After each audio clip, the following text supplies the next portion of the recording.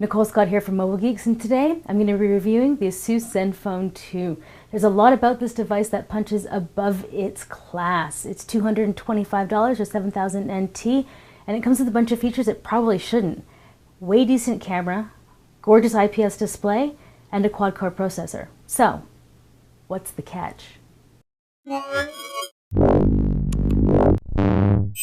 ZenFone 2 has a 5.5-inch Full HD display that is IPS. It's got great viewing angles and nice viewability outdoors. If we bump it all the way up, you can see that it is quite bright. I'm just going to turn that down a little bit for this review. Now, under the hood, we have a Intel Atom Z3580. That's a quad-core processor at 2.3 gigahertz. It comes with 2 gigabytes of RAM, and if I just pull off the back, a MicroSD card slot for expansion, and it comes with 32 gigabytes of onboard storage. This is a 13 megapixel shooter, and that is a 3000 milliampere battery. The entire device weighs in at about 170 grams, and on the top is where you're going to find the power button. The other unique feature is it's kind of LG G3-esque with its kind of curved display, or sorry, curved backing, along with the volume button here at the back. Now, it's not the power and volume button because the power button is here at the top. Now, one of my first criticisms of this device is that it's too long at 5.5 inches to have a power button at the top. Even HTC has realized that and moved their power button down onto the side. But you can double tap to wake up, which is a very nice feature. Taking a closer look at the display, like I mentioned, it's IPS, and it has a PPI of 403, which is actually the same as the iPhone 6 Plus. It's one great feature that ASUS always includes with its displays is Splendid. Now, you can access it from the bar where it's balanced. There's a reading mode that kind of puts it into e-reader mode with a kind of orangey tinge. There's Vivid, which makes things really pop. Customized, which is what I've selected to kind of pull the greens up because maybe I want that. So that's either there in the quick launch, or you can find it here in the back end for the full application. When it comes to audio, we have a single stereo speaker down here on the bottom. Now, it is loud enough, I guess. Now, I'm going to use one of the apps that comes preloaded to test that out. So this is Mini Movie. You can make a movie in a matter of seconds. Let's just... That sounds great. Let's hit next. And then I'm going to turn the volume all the way up.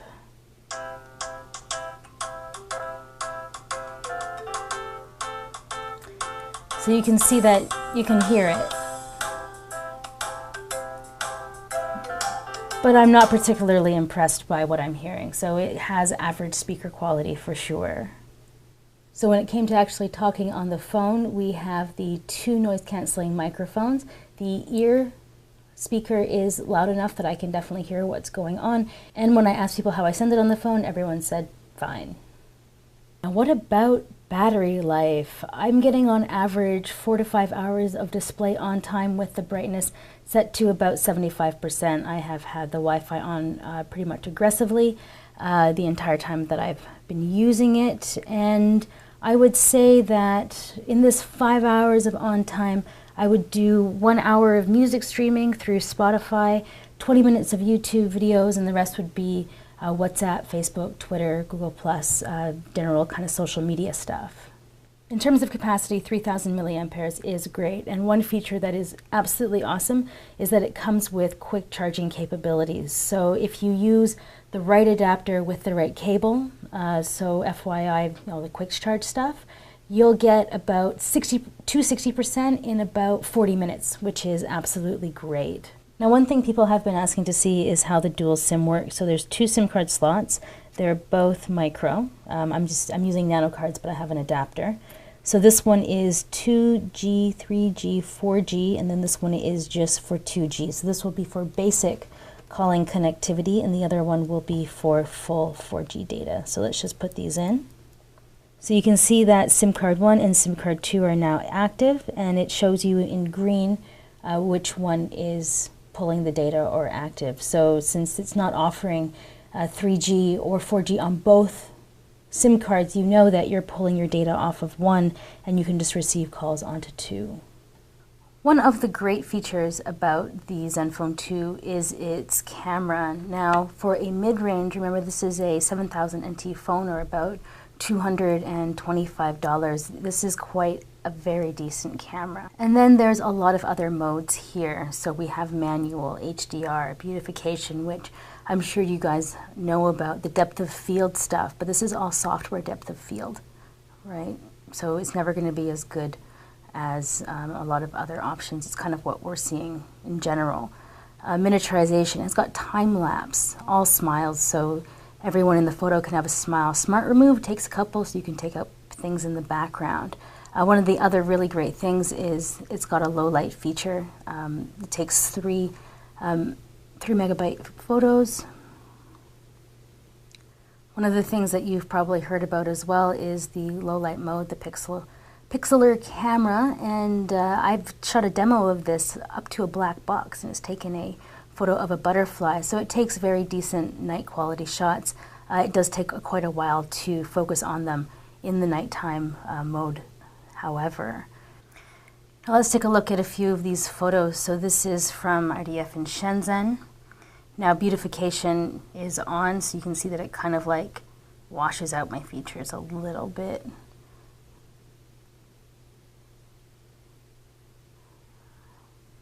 Around the edges, you can see that it's actually pretty decent. Let's take a look at some other photos. So here's an example of the depth of field.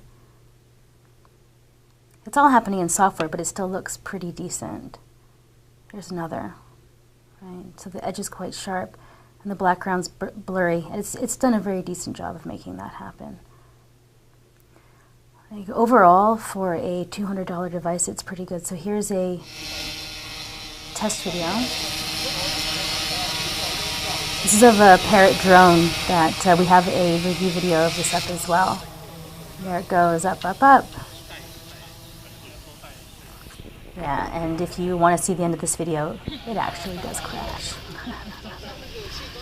Okay, now these have been edited with the onboard editor, but they look really good. I mean, people do use filters for their photos. So these are, it's HDR on, HDR off. All right, now let's take a look at some of these night shots. Here's one of our local bars. So that's beautification at night. Grainy, not that great. There's a Jaeger bomb. But I mean, you can see that this, for a nighttime shot, I mean, it's noisy, but it looks really good. Like, it's doing a really good job of separating the light on there. For a $225 camera, this is definitely a really, really good nighttime performance. Not so great. It's blown out. The light's definitely blown out there. But, you know, bar shots versus street night shots, take bar shots any day. Performance-wise, we have no problems with the Intel Atom Z3580. It's quad-core, 2.3 gigahertz. This version is 2 gigabytes of RAM, but there is going to be a 4 gigabyte version also available. It benchmarks around where the Galaxy S5 sits, and if you are into gaming, you can see that there are absolutely no problems here with any of that.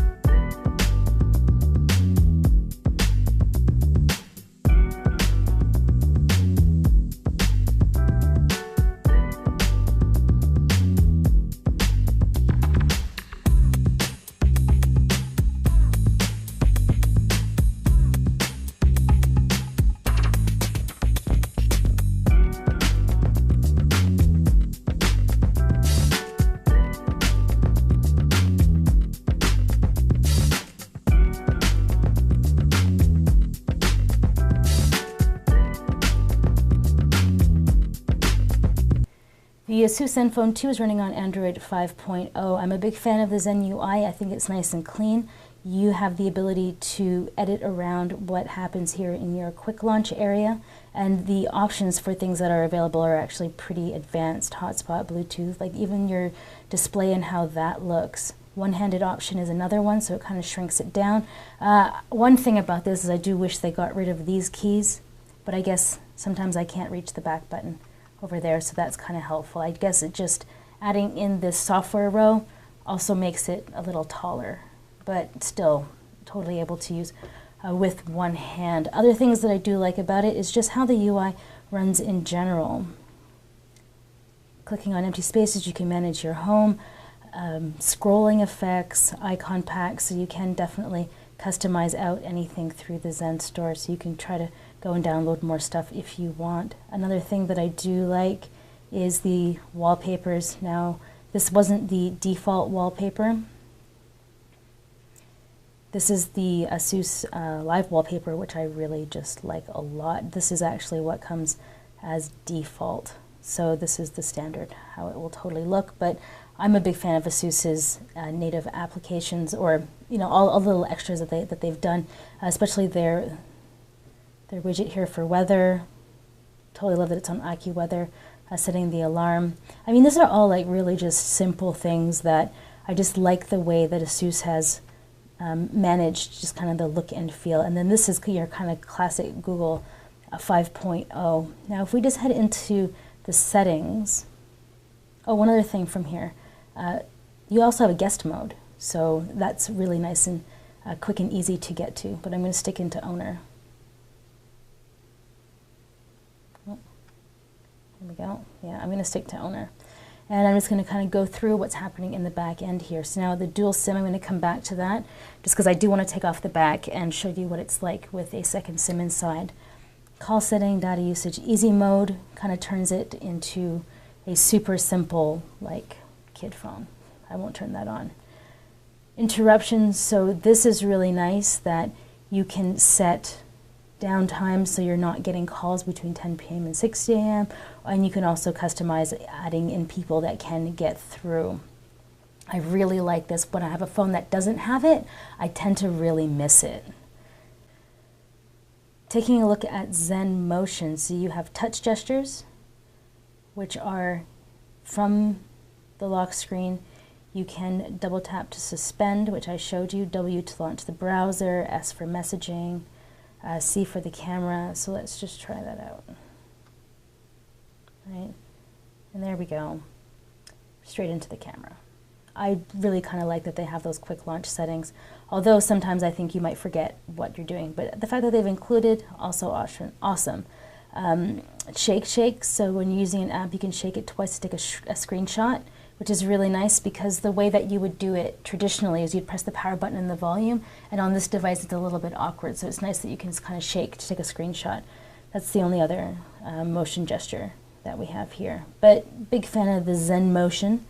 Battery management, power saver. ASUS has always been very good at installing this, or rolling out their optimized power saving mode. I've noticed that you can even go into customize and set things up, and I've noticed that I can really extend the battery life on my phone if I just kind of pare down how often things are happening.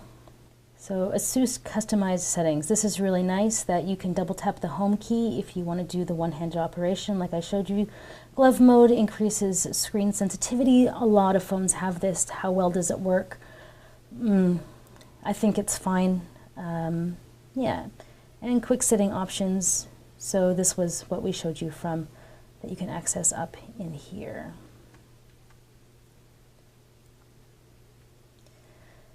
ASUS has done a lot of work with the lock screen so that you can access a lot of stuff if you just want to double tap the camera.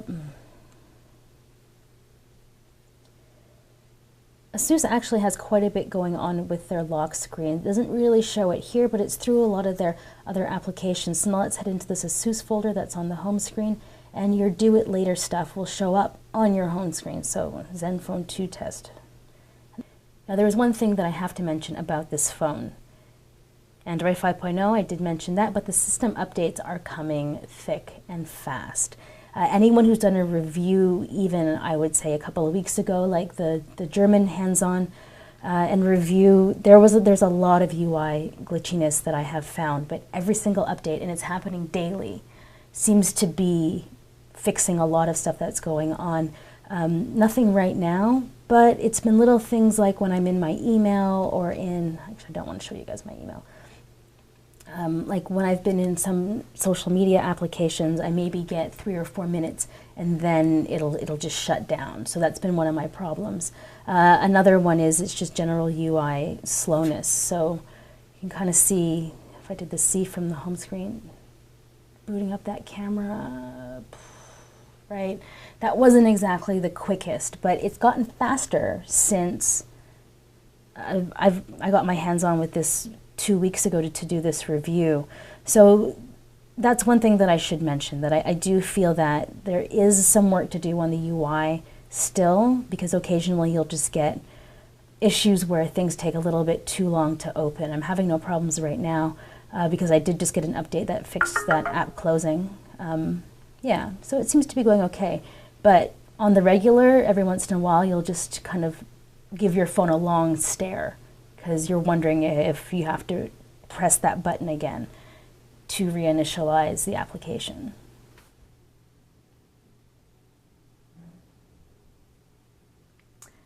So the big question is, would I open my wallet for this phone? The answer is yes. At 7,000 NT or $225, I think that it does hit above its class. The chassis feels really nice. It has a high-end luxury feel. They've really mastered how the curve feels in your hand. Also, the camera is very, very, very decent for this price point. I thought that the autofocus was fast enough. The front-facing camera is wide angle. You have Beautify. It does have the Pixel Master, so you can take low light photos, which is kind of nice if you take photos in a bar, which is a lot of people. So what don't I like about it? Well, the case that I have on my pre-production unit has a little bit of a creak. I've had hands-on with a bunch of different ones, the ones in the store, some other reviewers, and their cases feel fantastic. So I'm going to chalk it up to a one-off with mine. But the one thing that's not a one-off is the glitchiness of the UI. Right now, I think it's early days. So I'm getting an update every day to every other day. There was a couple of days where I got 3 updates in one day. And it was things like fixing a lot of bugs, fixing the camera. And in general, it's been getting more and more stable, a lot more fast. That's the one thing that I can't weigh in on 100% right now. Is in 3 months, is it going to be an incredibly stable, glitch-free phone? Chances are, yeah. I mean, ASUS is being very aggressive in rolling out updates constantly, and this phone just became available. This is the caveat to doing a review early on. It's that you never know what the end software is going to look like, but right now, they are delivering a slightly glitchy experience, but I think that will clear up. What else? The camera's good, but it's not amazing. Of course, if you go to a flagship device like the Galaxy S6 or the iPhone, you have a lot less noise, you have a lot less color bleeding, but those are 3 times the price. So you kind of get what you pay for in this aspect, and I do believe that the camera quality and the photo quality are much higher, a little bit higher, than what you're getting with a $200 device. So let's sum it up one more time. All-day battery life, decent camera, great display. They need to work on the UI integration a little bit, but I think that will clear up by the time it's shipping to the masses. The camera quality could be a little bit better. And, well, the speaker is just so-so. It's good enough to get notifications like that one, but I won't be listening to a lot of music or sharing too many videos with my friends on this device. So that's just been my review of the ASUS ZenFone 2. Please leave me a comment if you have any additional questions. I should be getting my hands on the 4GB version soon, so we will be able to do some performance comparisons if you were wondering what gains you get on the 2GB versus the 4. So I'm Nicole Scott from Mobile Geeks. If you're not subscribed to our channel, absolutely please do that so you do not miss out what the performance gains are going to be like.